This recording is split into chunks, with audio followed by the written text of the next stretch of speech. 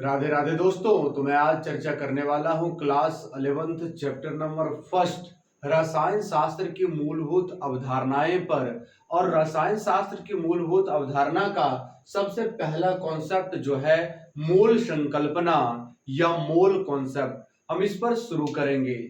तो एक शब्द है मोल।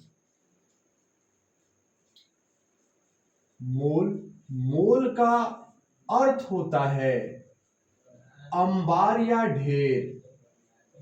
अंबार या ढेर मोल का अर्थ होता है। मोल एक संख्या है। मोल एक संख्या है, नंबर है। और मोल शब्द का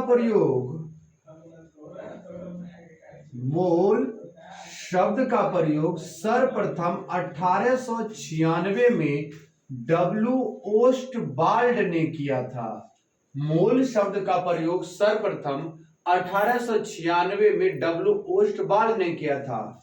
और डब्ल्यू ओस्टवाल्ड को ही फिजिकल केमिस्ट्री के फादर कहा जाता है, अर्थात भौतिक रसायन के पिता डब्ल्यू ओस्टवाल्ड को ही कहा जाता है। मोल शब्द का शाब्दिक अर्थ अंबार या ढेर होता है। मोल एक संख्या है जिस शब्द का प्रयोग 1896 में डब्ल्यू ओस्टवाल्ड ने किया था। डब्ल्यू ओस्टवाल्ड को भौतिक रसायन का पिता भी कहते हैं। आशा करते हैं यहां तक अब आपको समझ आ गई हो। मोल किस प्रकार की संख्या है, तो चलिए चर्चा करते हैं। जैसे एक जोड़ा कहते हैं, एक जोड़ा में 2 पीस होता है। एक गाही कहते हैं, एक गाही में 5 पीस होता है। एक दर्जन कहते हैं, एक दर्जन में 12 पीस होता है। एक सोरय कहते हैं, एक सोरय में 16 पीस होता है। इसी प्रकार का एक संख्या एक मोल है। और एक मोल की चर्चा करते हैं तो हम 6.022 गुना 10 के घात 23 अवयवी कणों की चर्चा करते हैं। अवयवी कणों की चर्चा करते हैं, अर्थात एक मोल केला की चर्चा की जाएगी। एक मोल केला की बात करें तो एक मोल केला कहने का तात्पर्य हुआ 6.022 गुना 10 के घात 23 केला। अर्थात एक मोल कलम की बात करें तो इसमें आ जाएगा 6.022 गुना 10 के घात 23 कलम की चर्चा करेंगे। एक मोल पुस्तक की बात करें, एक मोल पुस्तक में भी 6.022 गुना 10 के घात 23 पुस्तक होगी। अर्थात जितना का चर्चा की जाएगी, जितने मोल की चर्चा करेंगे उतने मोल में 6.022 गुना 10 के घात 23 से मल्टीप्लाई हो जाएगा। मैं आशा करता हूं ये बात अब आपको समझ आ रही होगी कि मोल शब्द का तात्पर्य क्या है। जैसे कुछ बात और समझ लीजिए। एक दर्जन मार्कर की बात करते हैं तो हम 12 मार्कर की बात करते हैं। उसी प्रकार एक मोल मार्कर की बात करेंगे, अगर हम एक मोल मार्कर की बात किए हैं तो 6.022 गुना 10 के घात 23 मार्कर की चर्चा करेंगे। मेरा कहने का एक यही तात्पर्य है कि एक मोल मतलब 6.022 गुना 10 के घात 23 कण की चर्चाएं होंगी। एक मोल आया उसका मतलब दिमाग में फिक्स कर लेना है 6.022 गुना 10 के घात 23 अवयवी कण की चर्चा करेंगे। अगर मान लो एक मोल रुपया का एग्जाम्पल लेते हो, एक मोल रुपया का भी मतलब 6.022 गुना 10 के घात 23 रुपया होता है। अभी तक आपको समझ आ गया होगा कि मोल मतलब क्या होता है। मोल संख्या है और मोल सामान्य जीवन में बहुत बड़ी संख्या है।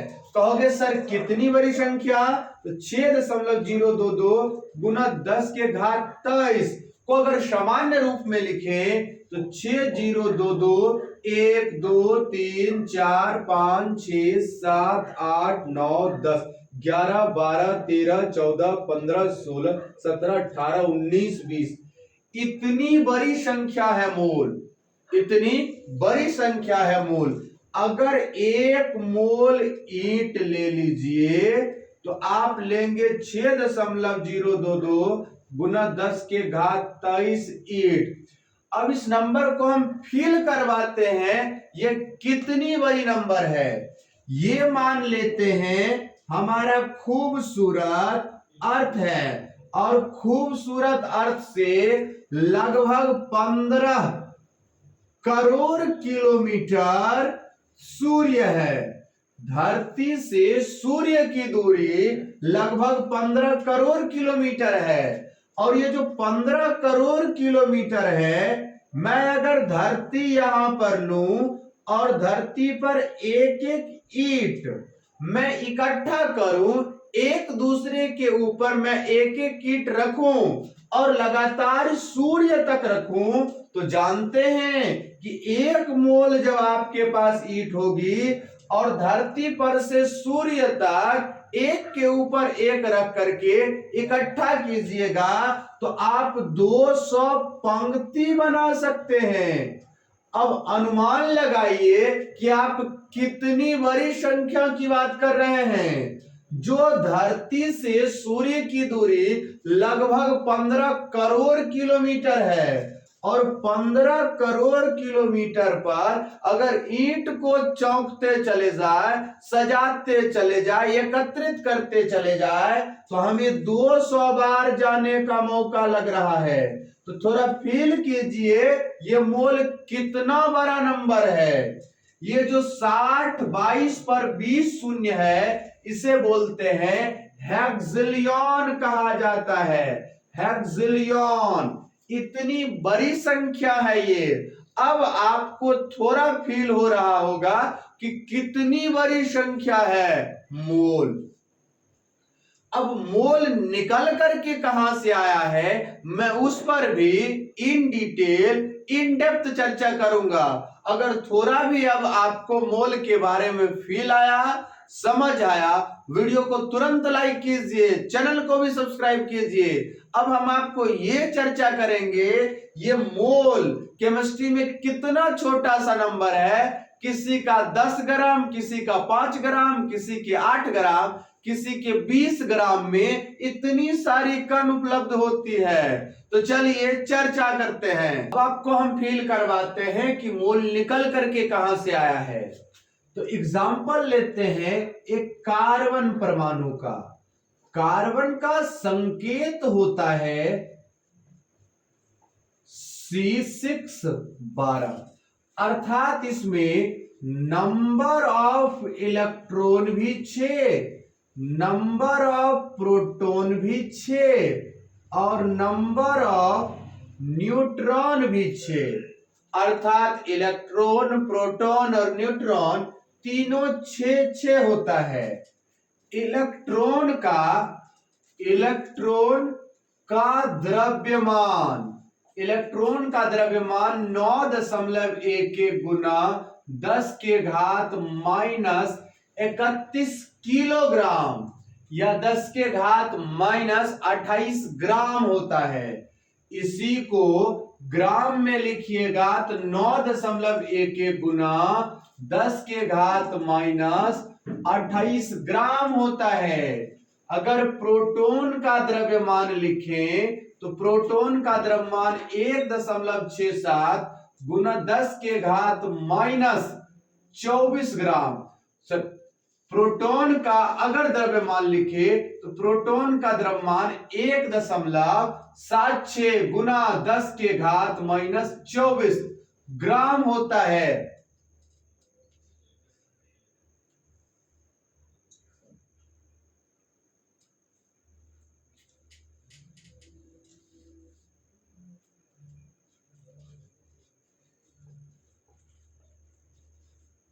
तो प्रोटॉन का द्रव्यमान 1.67 गुना 10 के घात माइनस 24 ग्राम होता है, और न्यूट्रॉन का द्रव्यमान बोले तो वही होता है, लगभग लगभग बराबर होता है प्रोटॉन के द्रव्यमान का 1.67 गुना 10⁻⁻24 ग्राम। अगर कोई जिद पर उतर आए कि प्रोटॉन और न्यूट्रॉन में से किसका द्रव्यमान अधिक होता है, तो उस केस में कह दीजिएगा न्यूट्रॉन का द्रव्यमान प्रोटॉन की तुलना में थोड़ा अधिक होता है। अर्थात हम एक कार्बन 12 का द्रव्यमान या भार निकालें, एक कार्बन 12 का भार, अगर भार निकालेंगे तो हमें 6 प्रोटॉन, 6 न्यूट्रॉन और 6 इलेक्ट्रॉन के भार को जोड़ना होगा। तो लिखेंगे 6 प्रोटॉन का भार प्लस 6 न्यूट्रॉन का भार प्लस 6 इलेक्ट्रॉन का भार। मैंने तीनों लिया, 6 प्रोटॉन का भार प्लस 6 न्यूट्रॉन का भार प्लस 6 इलेक्ट्रॉन का भार। अगर हम इसको लिखे तो 6 गुना 1.67 गुना 10⁻⁻24 ग्राम, 6 गुना 1.67 गुना 10⁻⁻24 ग्राम। यहां लिखेंगे 6 गुना 9.11 गुना 10⁻⁻28 ग्राम। तो एक बात और बता दूं मैं आप लोगों को, एक प्रोटॉन का भार या द्रव्यमान लगभग 1837 गुना होता है, 1837 गुना इलेक्ट्रॉन का द्रव्यमान का। एक प्रोटॉन का भार लगभग 1837 गुना होता है इलेक्ट्रॉन के भार का। अगर आप नॉर्मल जीवन में एग्जांपल लीजिए, 1 केजी का अगर इलेक्ट्रॉन है तो 1837 केजी का प्रोटॉन होगा, या 1837 केजी का प्रोटॉन है तो 1 केजी का इलेक्ट्रॉन होगा। ये चीजें हैं। तो जब एक दूसरे के वजन में बहुत लंबा डिफरेंस होता है, 200-400 500 या 1000-2000 केजी का डिफरेंस होता है, तो इस केस में छोटे मास वाले को नेग्लेक्ट कर दिया जाता है। इस भाग को नगण्य करेंगे और नगण्य करके छोड़ देंगे, तो दोनों जगह से 1.67 कॉमन आ जाएगी। तो 1.67 गुना 10⁻⁻24 को कॉमन लेंगे तो 6 + 6 बचेगा, अर्थात 6 12 गुना 1.67 गुना 10⁻⁻24 ग्राम। 1.67 गुना 10⁻⁻24 ग्राम को AMU कहते हैं, इसे AMU अर्थात 12 AMU। AMU का पूरा नाम एटॉमिक मास यूनिट होता है। AMU का पूरा नाम एटॉमिक मास यूनिट होता है। हिंदी में इसे परमाणु द्रव्यमान इकाई कहते हैं। अगर आपको परमाणु द्रव्यमान इकाई समझ आ रहा तो उसे याद कीजिए, वरना AMU को ही रहने दीजिए, एटॉमिक मास यूनिट को। अगर एक AMU बराबर लिखें तो कार्बन 12 का भार बटा 12, कार्बन 12 का भार बटा 12 होता है। अगर परमाणु द्रव्यमान इकाई को परिभाषित किया जाए तो कार्बन 12 के परमाणु भार के 12वें भाग को AMU कहते हैं। कार्बन 12 के 12वें भाग को AMU कहते हैं। मैं आशा करता हूं परमाणु द्रव्यमान इकाई की परिभाषा अब आपको सी से क्लियर हो गया होगा। अगर परमाणु द्रव्यमान इकाई की परिभाषा क्लियर हो गई है तो अब हम आगे बढ़ेंगे, ये चर्चा करेंगे कि मोल का परिभाषा कहां से निकल करके आएगी। एक कार्बन 12 का द्रव्यमान देखेंगे तो निकल करके आया है 12 गुना 1.67 गुना 10⁻⁻24 ग्राम। अगर एक मोल कार्बन 12 का द्रव्यमान निकालें या भार निकालें तो एक मोल में मैंने तुरंत बताई थी कि 6.022 गुना 10⁻23 कण होती है। तो एक मोल C12 का द्रव्यमान बराबर 6.022 गुना 10⁻23 गुना 12 गुना 1.67 गुना 10⁻⁻24 ग्राम। 1.67 ध्यान से देखिए, 6.022 गुना 1.67 गुना 10⁻23 गुना 10⁻⁻24 गुना 12 गुना ग्राम। ये दोनों को गुना करते हैं तो लगभग 10 आती है, और 10 गुना 10⁻23 गुना 10⁻⁻24 गुना 12 ग्राम। ये दोनों को कीजिए तो कुछ नहीं तो 1, और आप क्लास 8-7 में पढ़े होइएगा, A⁻m गुना A⁻n होता है A⁻m+n, अर्थात आधार सेम हो, पावर अलग अलग हो और गुना में हो तो पावर जुड़ जाती है। तो 10⁻24 गुना 10⁻⁻24 12 ग्राम कीजिएगा। 10⁻24 माइनस 10⁻24 गुना 12, 10⁻0 गुना 12 ग्राम ग्राम। अब क्या निकल के आएगी तो 1 गुना 12 ग्राम अर्थात 12 ग्राम। एक मोल कार्बन 12 का द्रव्यमान, एक मोल कार्बन 12 का द्रव्यमान निकल के आया 12 ग्राम, 12 ग्राम। अर्थात याद रखिएगा, एक कार्बन 12 का द्रव्यमान AMU आया था और एक मोल कार्बन 12 का द्रव्यमान 12 ग्राम आया है। जब जब AMU लगा हुआ मिलेगा कहीं आपको, उसका तात्पर्य है AMU बराबर 1 परमाणु और ग्राम बराबर 1 मोल परमाणु, ग्राम बराबर 1 मोल परमाणु। अब मोल का परिभाषा लिख देते हैं और आपको आशा करते हैं समझ भी आ जाएगी। मोल का परिभाषा, कार्बन 12 के 12 ग्राम में उपस्थित,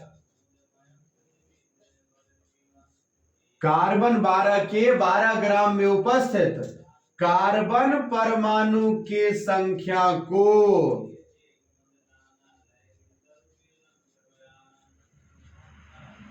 मोल कहते हैं। फिर से याद कीजिए, कार्बन 12 के 12 ग्राम में उपस्थित कार्बन परमाणु की संख्या को मोल कहते हैं। कहोगे सर ये केवल कार्बन के संदर्भ में परिभाषित किया जा सकता? नहीं देवियों और सज्जनों, अगर ऑक्सीजन के संदर्भ में परिभाषित करोगे, अगर ऑक्सीजन के संदर्भ में परिभाषित करोगे वो 8-16 आएगा। इसको लिखोगे, ऑक्सीजन परमाणु के 16 ग्राम में उपस्थित ऑक्सीजन परमाणु के संख्या को मोल कहते हैं। कहोगे जब ऑक्सीजन, कार्बन, नाइट्रोजन सबके लिए परिभाषित किया जा सकता है तो कार्बन 12 ही क्यों? कार्बन 12 लेने के पीछे का एक ही मूल कारण है, एक ही मूल कारण। कहोगे एक ही मूल कारण क्या है बाबू रे? तो कार्बन 12 को लेने का एक ही मूल कारण होने का उद्देश्य है, एक ही मूल कारण होने का उद्देश्य है। सबसे पहला बात मोस्ट एप्रोप्रिएट वैल्यू आता है। एप्रोप्रिएट वैल्यू यहीं से निकल करके आता है। क्योंकि मोस्ट एप्रोप्रिएट वैल्यू यहीं से निकल करके आता है, इसलिए हम कार्बन 12 को लेना पसंद करते हैं। कार्बन 12 को लेना पसंद करते हैं।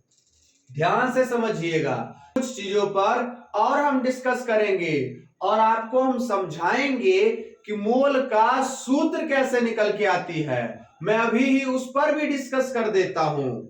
अगर मैं 1 मोल कार्बन 12 की चर्चा करूं तो कितना 6.022 गुना 10 के घात 23 कार्बन 12 परमाणु, या इसी को लिख सकते हैं आप, इसी को लिख सकते हैं 12 ग्राम कार्बन 12, या इसी को लिखा जा सकता है 22.4 लीटर कार्बन 12। बैठाइए, 1 मोल कार्बन 12 बराबर 6.022 गुना 10 के घात 23 कार्बन परमाणु, या 12 ग्राम कार्बन परमाणु, या 22.4 लीटर कार्बन परमाणु। याद रखिए, एसटीपी पर standard temperature, standard temperature and pressure, standard temperature and pressure, मानक ताप व दाब पर, मानक ताप व दाब पर इसका आयतन 22.4 लीटर होता है। मानक ताप व दाब पर इसका आयतन 22.4 लीटर होता है। तो चलिए कुछ चीजें और डिस्कस कर दें। अगर 1 मोल H2O ले हम, 1 मोल H2O मतलब 6.022 गुना 10 के घात 23 H2O अणु होगा। इसका अनुभार निकाल दीजिएगा तो 2 और 16 18 ग्राम H2O ली जाएगी, या फिर 22.4 लीटर, या फिर 22.4 लीटर H2O लेंगे। अगर 1 मोल H2 की चर्चा करें तो 6.022 गुना 10 के घात 23 H2 अणु लेंगे। इसी में 2 ग्राम H2 लिया जाएगा और 22.4 लीटर H2 लेंगे। अगर हम 1 मोल CO2 की चर्चा करें तो 6.022 गुना 10 के घात 23 CO2 अणु लेंगे, क्योंकि यहां 12 और 32 44 ग्राम CO2 लेंगे और 22.4 लीटर CO2 ले जाएगी। ये समझ आ रहा होगा, ये समझ आ रहा होगा, ये समझ आ रहा होगा। आपको दिक्कत ये होती होगी कि कहीं सर 12 ले रहे हैं, कहीं 18 ले रहे हैं, कहीं 2 ले रहे हैं, कहीं 44 ले रहे हैं। तो जानकारी के लिए बता दें, ये सब अनुभार है। जैसे CO2 का अनुभार मैं आपके सामने निकालूं तो कार्बन का होता है 12 और 1 ऑक्सीजन का 16, तो 16 गुना 2 कतन 16 कोई न बोले अपने अपने डोला 16 × 80 मार बोरिया 80 बरवाई तो खैतो जो नहीं खैतो टंगरी तो 12 + 32 से होता है 44।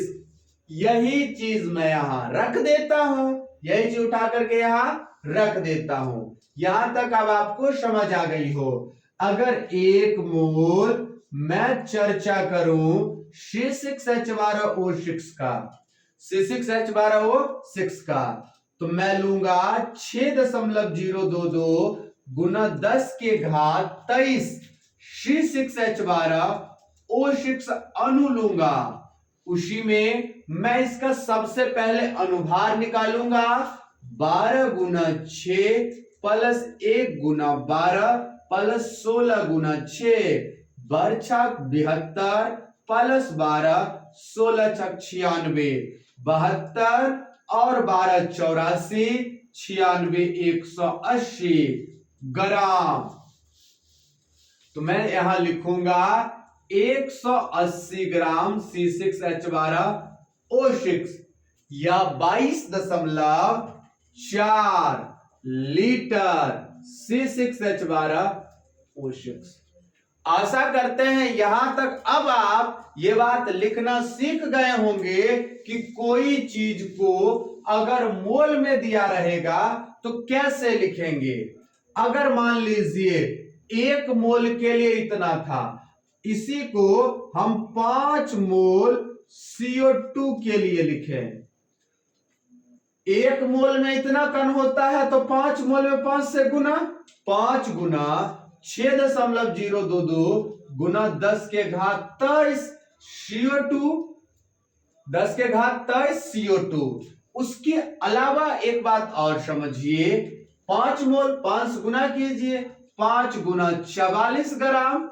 यहां देखिए 44 था, 5 से मैंने गुना, 1 के लिए 44 तो 5 के लिए 5 गुना 44 220 और यहीं पर तो 5 गुना 22.4 लीटर CO2, 22.4 गुना 5 CO2 या 5 गुना 22.4 लीटर CO2। आशा करते यहां तक समझ आ गया हो। इसी को कहे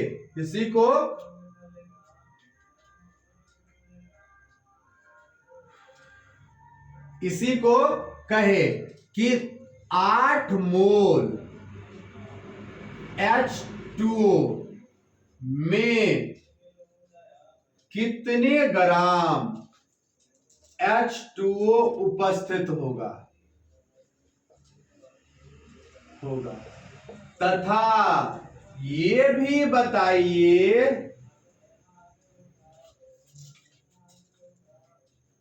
कि कितना H व O परमाणु उपस्थित है। H व O परमाणु उपस्थित है। तो देखिए कहता है, क्वेश्चन पूछा 8 मोल H2O में कितने ग्राम H2O उपस्थित होगा तथा यह भी बताइए कि कितना H व O परमाणु उपस्थित है। कितना H व O परमाणु उपस्थित है।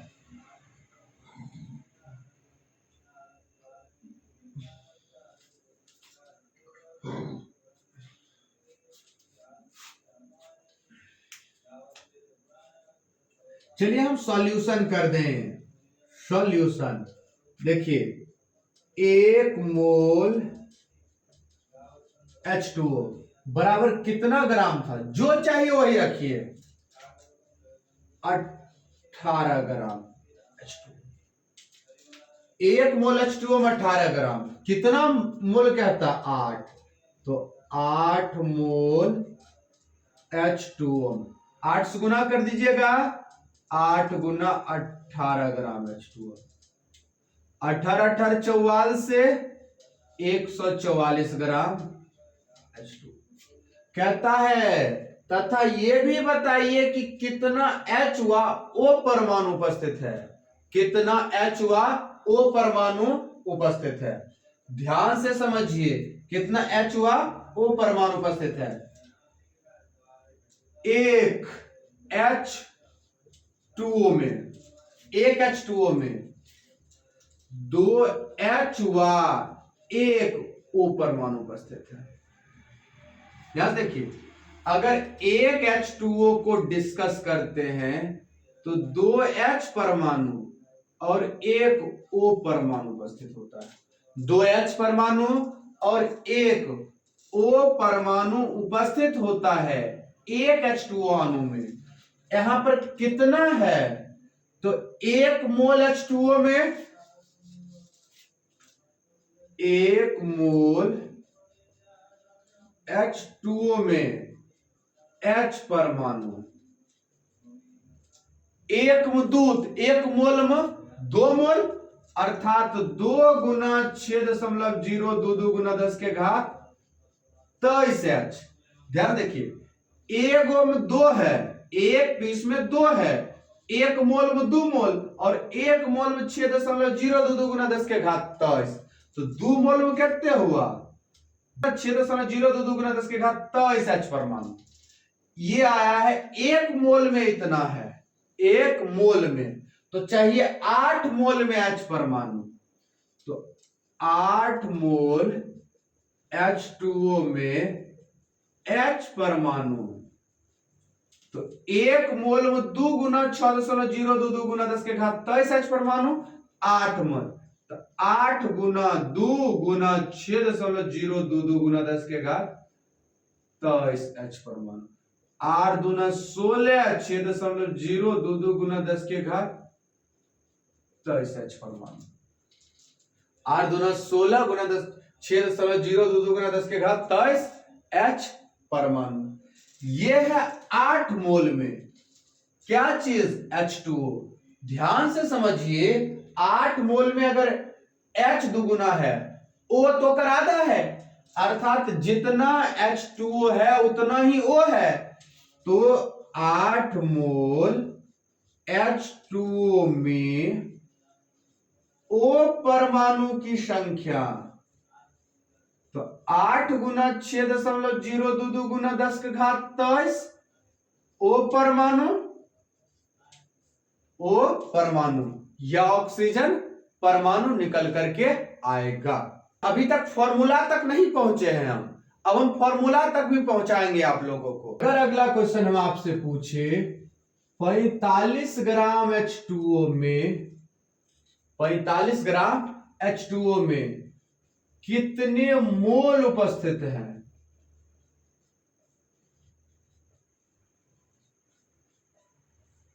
45 ग्राम H2O में कितने मोल उपस्थित हैं? ध्यान से देखिए, सॉल्यूशन मैंने अभी तुरंत बताई कि 18 ग्राम H2O में 1 मोल होता है। तो 18 ग्राम H2O में मोल बराबर 1, अगर 18 ग्राम में कितना है? 1 मोल, तो 1 ग्राम H2O में निकाल लोगे। अगर कहे 10 कलम की कीमत 50 रुपया है, तो 1 कलम की कीमत 50/10, तो 1 ग्राम H2O में मोल बराबर 1/18, 1/18। और इसी में चाहिए 45 ग्राम, 1 कलम की कीमत 5 रुपया, 25 कलम की कीमत 25 गुना 5, तो लिखेंगे 45 ग्राम H2O में मोल बराबर, 45 ग्राम H2O में मोल बराबर 45 गुना 1/18, 45 गुना 1/18, 9 × 45, 9 दूना 18, 5/2 अर्थात 2.5 मोल। अगर कहे इसी 2.5 मोल में कितना H2O अणु होगा, तो 1 मोल H2O बराबर 6.022 गुना 10 के घात 23 H2O अणु, 6.022 गुना 10 के घात 23 H2O अणु, 1 मोल H2O बराबर, और 2.5 मोल कहे तो 2.5 मोल H2O बराबर 2.5 गुना 6.022 गुना 10 के घात 23 H2O अणु, 2.5 गुना 6.022 गुना 10 के घात 23 H2O अणु उपलब्ध होता है, इसमें उपलब्ध होता है। एक बात गौर कीजिएगा, यहां मोल बराबर फॉर्मूला क्या निकल के आया है? ये जो हमारे पास भार दिया गया था ऊपर और इसका जो अनुभार होता है नीचे, तो मोल का फॉर्मूला होता है दिया गया भार बट्टा अनुभार। मोल का फॉर्मूला होता है दिया गया भार बट्टा अनुभार, दिया गया भार बट्टा अनुभार। इसी प्रकार सब क्वेश्चन सॉल्व हो जाएगी, इसी प्रकार सभी क्वेश्चन सॉल्व हो जाएगी।